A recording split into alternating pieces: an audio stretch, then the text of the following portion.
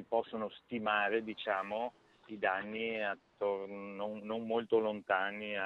cioè fra il 1 milione e il 1,5 milioni di euro per quanto riguarda gli edifici pubblici. Prima stima dei danni a Vittorio Veneto dopo l'ondata di maltempo che tra domenica e mercoledì ha messo in ginocchio la pedemontana trevigiana, 1,5 milioni di euro solo per gli edifici pubblici colpiti dalla violentissima grandinata, tra questi anche la caserma dei carabinieri, il palazzo delle poste, il municipio e poi il palazzetto dello sport e varie scuole, la Da Ponte, Cosmo, Pascoli, Marco Polo, Rodari, un bilancio pesantissimo al quale vanno aggiunti i danni subiti dai privati con le molte abitazioni ed auto devastate dalla furia del nubifragio. E se la circolazione ferroviaria sulla linea Conegliano-Belluno verrà ripristinata a partire da domattina, la statale Alemagna, che si pensava sarebbe stata riaperta al traffico oggi, rimane invece ancora chiusa, nonostante i tecnici dell'ANAS siano al lavoro da mercoledì pomeriggio. La riapertura slitta data da destinarsi. L'enorme quantità di materiale franoso sopra la carreggiata non è ancora stabilizzato. L'ANAS sta lavorando, visto che è di competenza ANAS il tratto,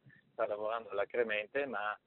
il problema non è tanto e solo liberare la strada quanto cercare di mettere in sicurezza quella parte di materiale che è ancora a monte della strada e che